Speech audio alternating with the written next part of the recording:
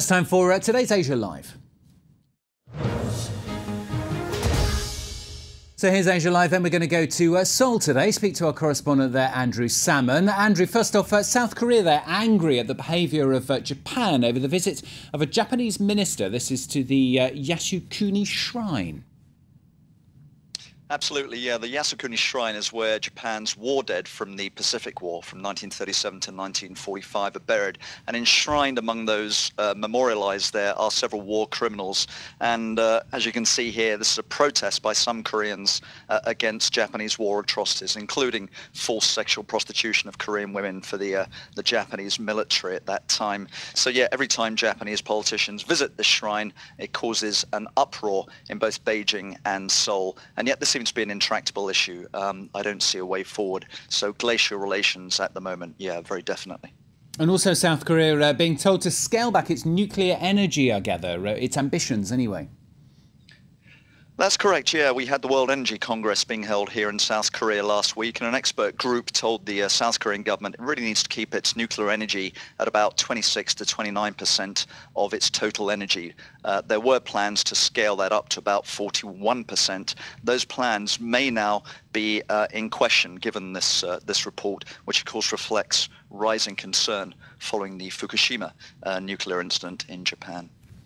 Well, now on Asia Live, we're going to look at a very strange talk-stroke-talent show on South Korean television. Now, we're looking at Now On My Way to Meet You, which features North Koreans who fled to the South in the search of a freer life. The show's producers say that the show draws attention to little-known aspects of life in the North and bridges social and cultural gaps. But still, North Koreans, well, they often find it hard to settle in the South and often end up in menial jobs, shunned by those from the South. Well, France 24's Justin McCurry explains.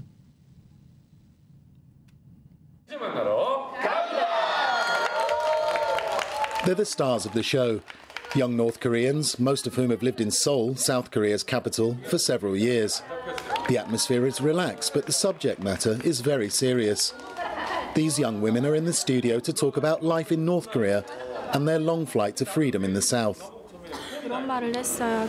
After I explained that I didn't even have shoes while I was hiding in the mountains in China, a viewer emailed me to say he couldn't imagine the hardship I'd been through and said he would buy me a pair of shoes. I found that very touching.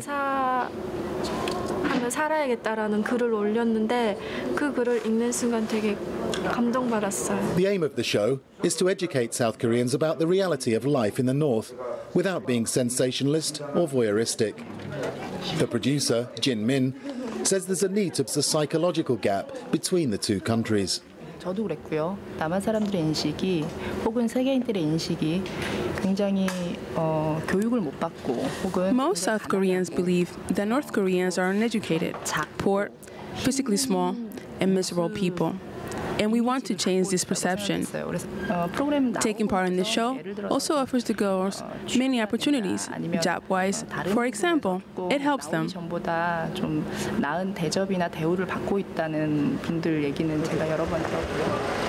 Lee Sun-sil has been part of the show since it first aired 2 years ago. She's older than the other defectors, strident in her views, and is regarded as the face of the program. Lee arrived in the South in 2007 and met a South Korean man she would later marry, a major factor, she says, in enabling her to integrate. I'm earning money in the South, but I have no idea how to manage it, so I leave that to my husband. He gives me advice on clothes, shoes, and even makeup. But most important of all, he and his family support and comfort me. That's why I've found happiness in South Korea.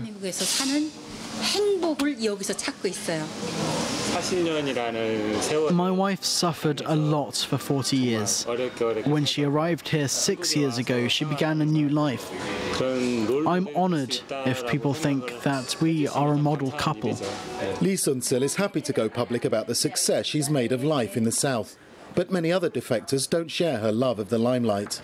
Instead, they worry that speaking out could have terrible consequences for the loved ones they've left behind in North Korea, where the authorities are known to punish the families of defectors. Justin McCurry reporting there. It does look like a very strange show there, Andrew. I mean, why is life so challenging, would you say, for North Korean defectors living in South Korea there? Really for every reason. I mean, firstly, when they arrive, many of them have no money, no contacts. Their educational and professional qualifications are not recognized in South Korea. And of course, as soon as they open their mouths, they are identified by their North Korean accent. So many South Koreans are prejudiced against North Koreans who they consider simpletons, yokels and bumpkins. So it's a tough life, and it's extremely competitive for them. How tough it is may be judged by the fact that about a handful of North Korean defectors who came to the South are believed to have redefected to North Korea. Andrew, thanks so much. Andrew Salmon, our correspondent there, joining us for today's Asia Live here on France 24.